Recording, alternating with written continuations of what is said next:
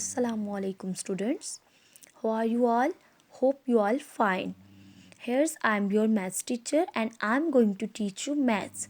So let's get start. First of all, let's check your second half syllabus.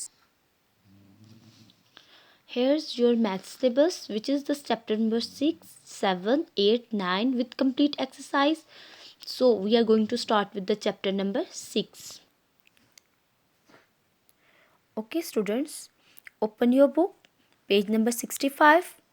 Your chapter is ratio and proportion. So let's start with ratio. The numerical comparison between the two quantities of the same kind is called ratio. या आपने ratio की definition को mark कर लेना है, उससे learn कर लेना है. क्या definition है? The numerical comparison between the two quantities of the same kind is called ratio. Ratio में आप क्या लेते हो? किसी भी दो चीज़ों का comparison लेते हो या कोई किसी भी दो quantities का आप relation निकालते हो. ठीक है, जब आपने कोई भी दो चीज़ों का कंपैरिजन या रिलेशन निकालना हो तब आप उन चीज़ों का रेशो ले लेते हो. ठीक है, अब हम एक एग्जांपल देखेंगे. We make it clear with an example. Azeem and Nabeel bought a clock for ₹60. Azeem paid ₹40 and Nabil paid ₹20. Now we can compare the amount paid by Azim and Nabil to find the relation between the two amounts. दो persons थे, अजीम and Nabeel. उन दोनों ने एक clock को bye किया था जो कि ₹60 की थी.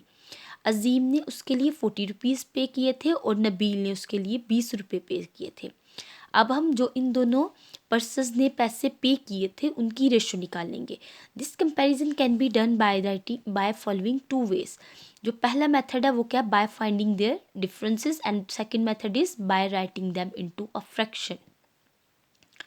फर्स्ट वाला पहले देखते हैं.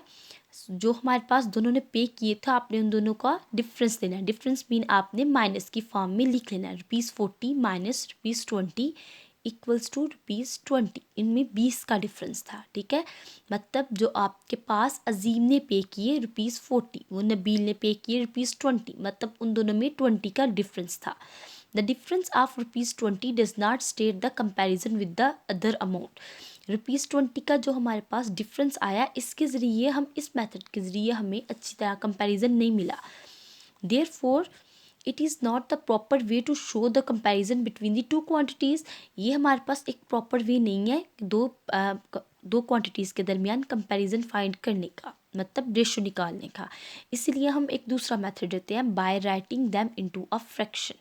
उसमें हम क्या करेंगे, जो दो क्वांटिटीज़ है उसको ओवर की फॉर्म में, फ्रैक्शन की फॉर्म में लिखेंगे. जैसे कि amount paid by Nabeel divided by amount paid by Azeem. So Nabeel ने कितने पे किए थे, 20, डिवाइड कर लिया 40 जो अजीम ने पे किए थे. 20 और 40 को कट किया तो हमारे पास 1/2 आ गया. ठीक है, this fraction is shown that for every ₹1 of Nabeel Azeem paid ₹2.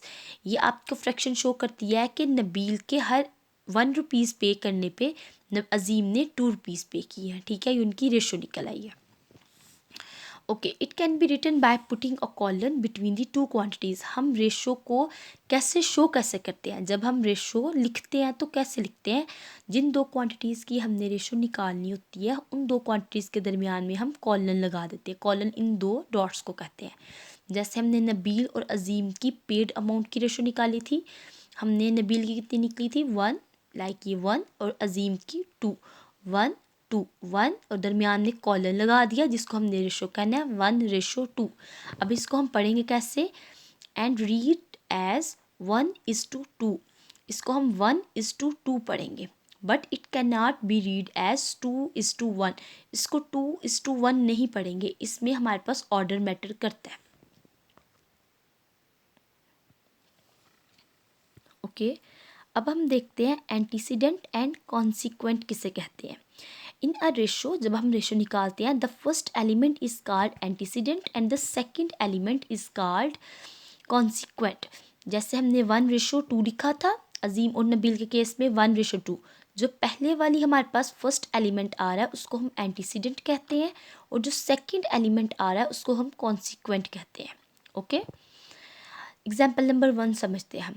Right the following quantities in the form of A ratio B ratio C। ठीक है, आपको क्वेश्चन दिया गया हुआ है, आपने उसे रेशो की फॉर्म में लिखना है।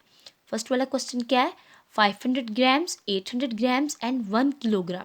सबसे पहले आप क्या करोगे, 1 किलोग्राम को भी ग्राम में चेंज करोगे। ठीक है, ये जो हमारे पास है यहाँ पे ये, ठीक है, इसका मतलब है किलो। ठीक है, सो 500 ग्राम, 800 gram and 1 kilogram. 500 gram ratio 800 gram ratio 1000। ठीक है, 1000 कैसे आया, ये किलो था, और 1 किलोग्राम, 1 किलो किसके इक्वल होता है, 1000 के। जो के है वो किलो के लिए यूज़ करते हैं, और किलो इक्वल होता है 1000 के। तो 1 किलोग्राम किसके इक्वल हो गया, 1000 ग्राम।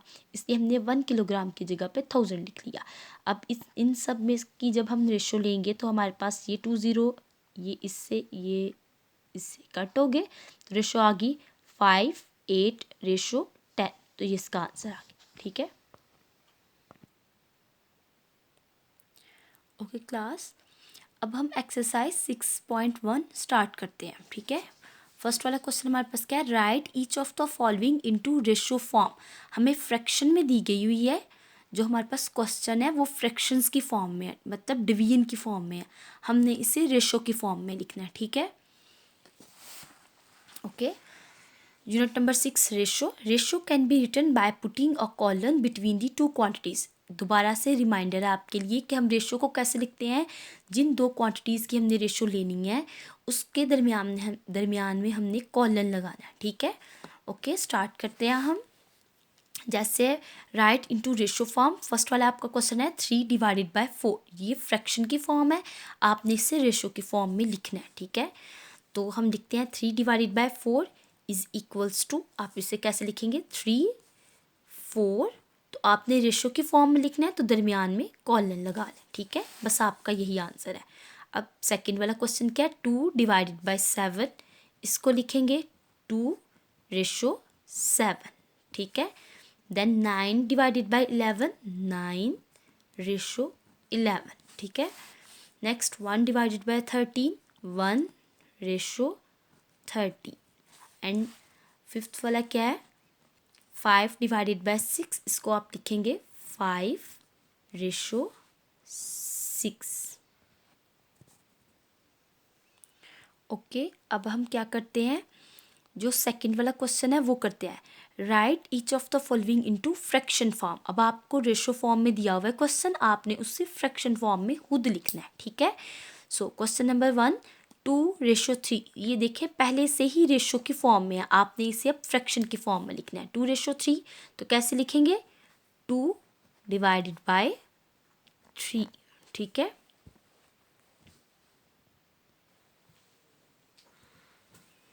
ठीक है, कैसे लिखेंगे, 2/3।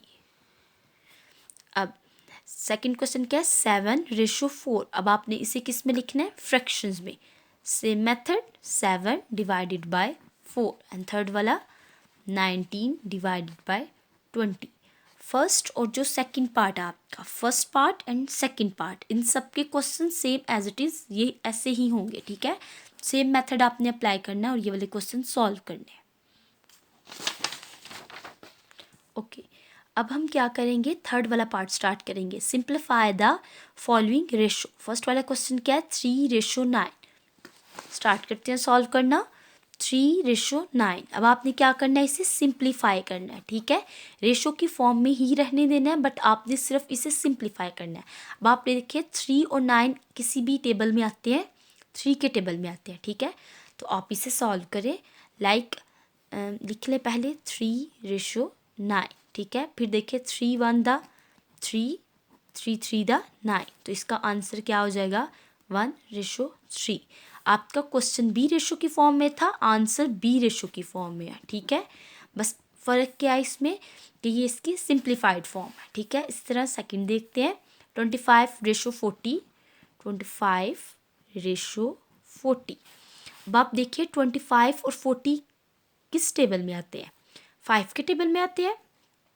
ठीक है, 5×5 = 25 एंड 5×8 = 40। तो इसका आंसर क्या आ जाएगा, 5:8। ठीक है, इसी तरह आपके जो पार्ट नंबर 3 है उसके सारे क्वेश्चंस हो जाएंगे। ठीक है, आप लोग सॉल्व करने हैं आप लोगों ने। ओके, अल्लाह हाफिज़।